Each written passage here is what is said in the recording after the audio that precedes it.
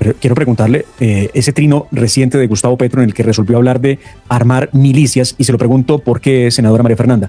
Usted siempre habló en su ensayo La democracia en peligro de eso precisamente, que Petro pretendía milicianizar el país. Y ya Petro está hablando abiertamente, como lo dice el doctor Fernando Londoño, cometiendo delito, de armar las guardias libertadoras, que son milicias populares, y habla de armarse en caso de ser necesario. Está usando la misma retórica de cuando comenzó, que fue tan preocupante, y usted lo recordará, Ademar, porque pretendió incluso en elevar con estatus legal todo el proceso de cabildos abiertos. Él tiene una mezcla entre la Revolución Francesa y la independencia de Colombia, ¿no? Ahí tiene él un sancocho donde va de un lado a otro y terminó con el tema de Bolívar y la gesta libertadora. En fin, él delira, y delira porque es un hombre enfermo, Ademar. Doctor, yo creo que Siga, doctora, siga. Dime. No, por favor, siga. Es un hombre enfermo mental, es un hombre que hizo demasiado daño, pero más que Petro en sí, a mí me sigue preocupando la capacidad que tuvo la izquierda y que sigue teniendo de captar electores. ¿Qué le pasa a las personas? ¿No es suficiente la debacle del sistema de salud?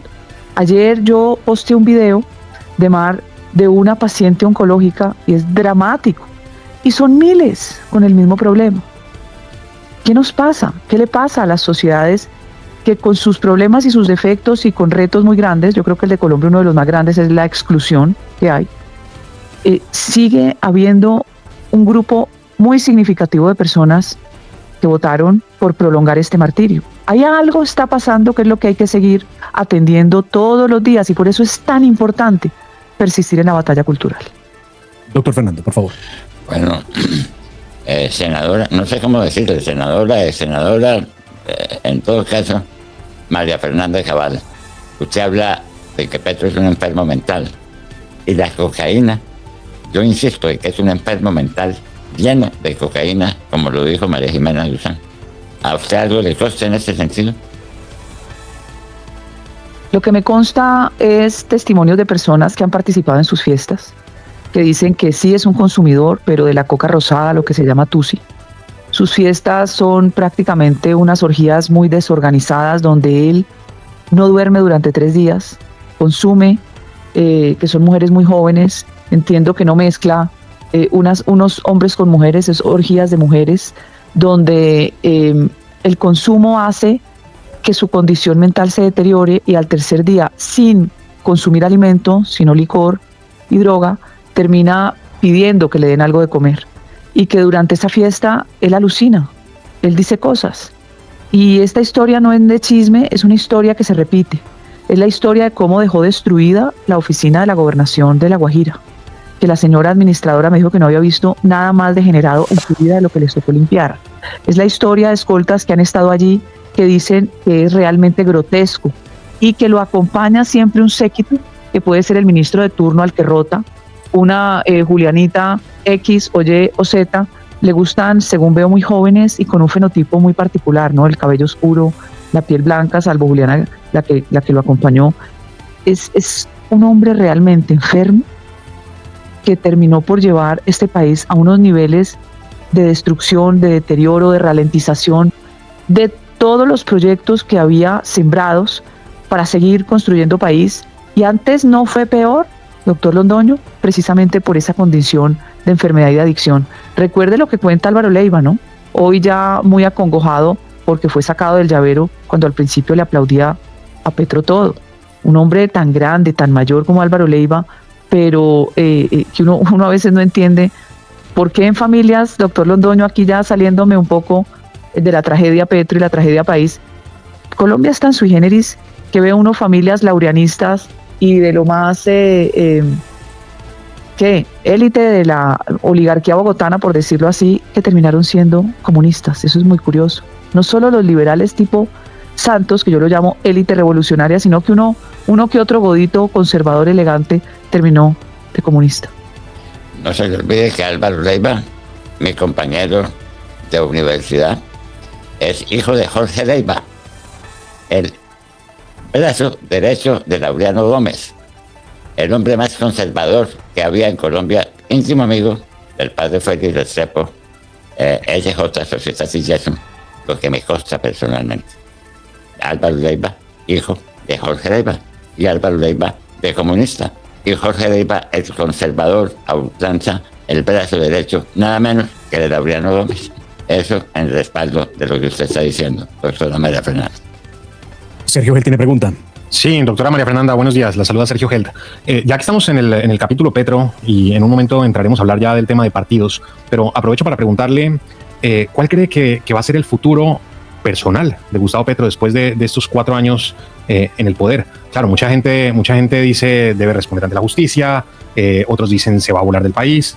¿Usted personalmente qué cree que va a pasar con Gustavo Petro? Qué gusto escucharte, Sergio, nuevamente después de tantos años. Yo creo que estos comunistas están organizados. Estos comunistas no se desamparan entre ellos, se ayudan. Recuerde que ellos construyeron redes muy sólidas, sobre todo con los socialdemócratas europeos y los socialistas europeos, que al final terminan siendo casi hermanos siameses, como el Partido Popular de España, que terminó más afín al PSOE y que permitió el desastre y la debacle de una España hoy sumergida en socialismo.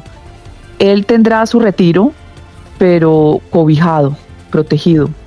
Por eso es tan importante saber qué va a pasar con Cuba. Saber si Trump va a poder lograr esa transición. Cuba ha sido el eje del mal desde su revolución, que yo diría un poco antes, porque aquí el vacilo revolucionario que permitió la revolución bolchevique después se trasladó a toda América, no solo a América Latina, con la Comintern, y eso yo lo he explicado muchas veces y lo explica magistralmente el doctor Eduardo Mackenzie en sus escritos. Desde los 20 se gesta todo el proceso de siembra de revolución en América Latina y se infiltra instituciones en todas las Américas, incluso en los Estados Unidos. Y esa siembra termina teniendo una cosecha muy sólida, que son 420 grupos guerrilleros en América Latina, simultáneos.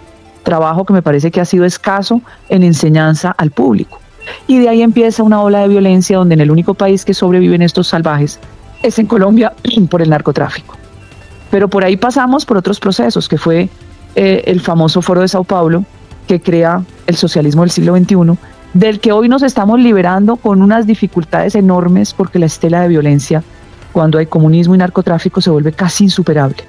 Si no es por la llegada de Trump, seguramente no hubiéramos podido generar esta capacidad de pasar el puente y poder aspirar a respirar un oxígeno distinto. Lo vemos con un Ecuador, gracias a Dios ganó Keiko en Perú, lo vemos con un Bolivia que era casi inalcanzable y estos bandidos huyendo. Entonces me dicen, ¿qué va a pasar con Petro? Ellos se siguen reuniendo. El bandido de Correa, ladrón de Odebrecht, destructor de su país.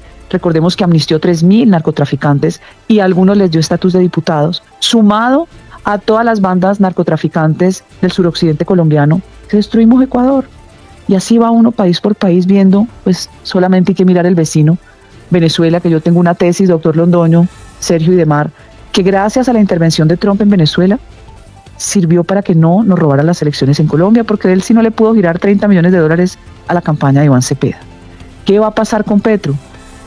¿Se reunirá con Evo Morales? ¿Fugitivo? ¿Quién protege a Evo Morales? Entonces todo este bandidaje termina refugiado en Cuba, termina refugiado en Bélgica, que se volvió el paraíso de los bandidos, donde la comunidad europea de ahí sella la destrucción de sus propias sociedades con un fanatismo de causas justas pervertidas insoportable.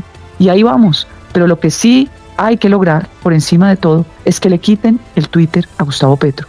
Si no, su capacidad de seguir distorsionando y buscando incendiar el país va a ser cada vez peor, porque va a estar más desocupado que lo que estaba. Y usted sabe, doctor Londoño, es un hombre ilustrado, que la viudez del poder le genera a este tipo de personajes una sensación peor, casi de abandono. El viudo de poder, el que deja de ser el rey en el ajedrez de la política, termina en una ausencia, peor él con su cuadro clínico psiquiátrico, donde se puede convertir en un elemento distorsionador muy peligroso para Colombia.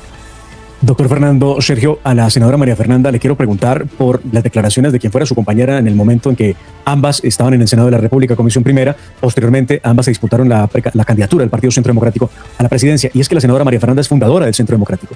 Es una mujer que, como pocos en el partido, siempre ha dicho que es de derechas, pero sorprendió la senadora y ex candidata presidencial Paloma Valencia, diciendo que el Centro Democrático no era un partido de derecha. ¿Cómo se le explica a la audiencia, a los miles de seguidores que tiene el Centro Democrático, ese cambio o esos bandazos donde se resuelve decir entonces que el partido no es un partido de derechas? Lamentable, de verdad, Ademar, las declaraciones de Paloma, pero además con un convencimiento, una convicción, una vehemencia, afirmando lo que no es cierto. No es que el Centro Democrático no sea derecha, eso ya lo sospechábamos desde hace rato, por eso yo siento que yo nunca fui realmente bienvenida por el presidente Uribe, ni por quienes lo rodean, ¿no? Ciertos personajes que se creen intelectualmente superiores. Pero lo grave es la confusión que tiene Paloma cuando se refiere a la Escuela Austríaca de Economía.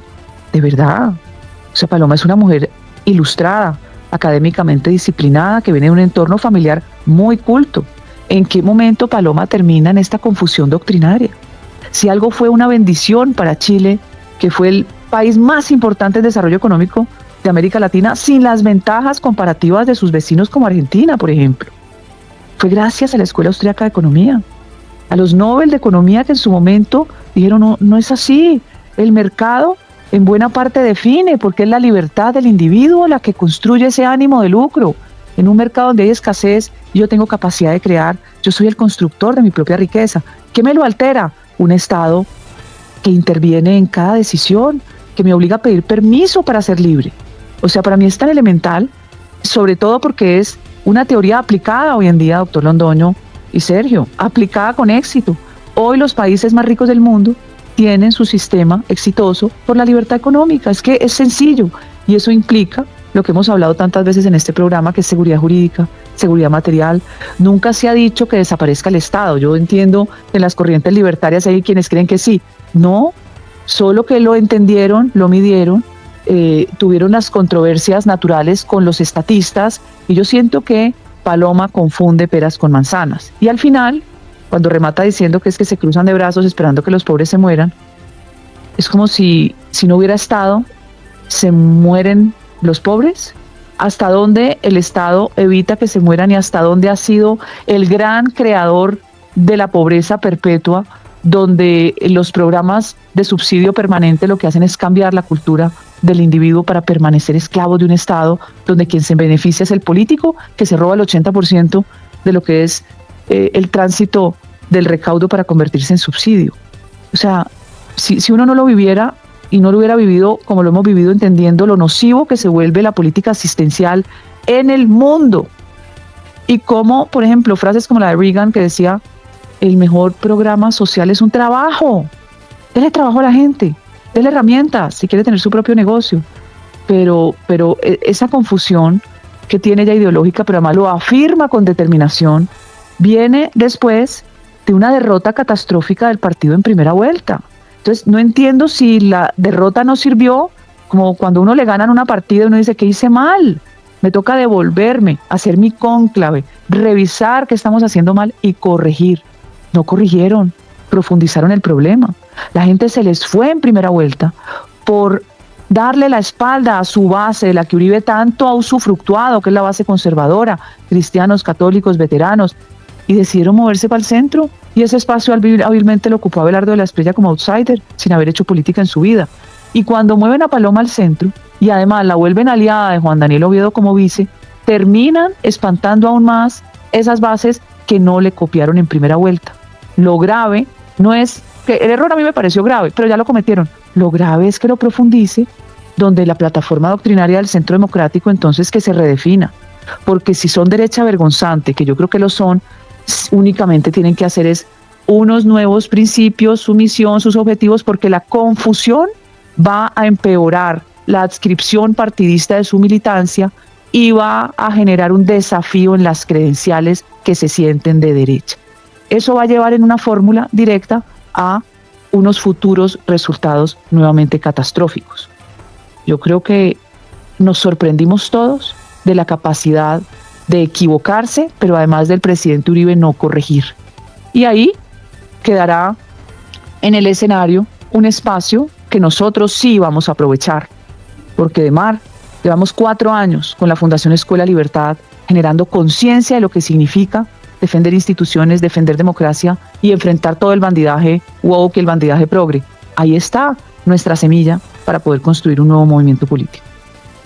Sergio, por favor. Además, yo tengo dos observaciones para hacer a lo que ha dicho la doctora María Fernanda.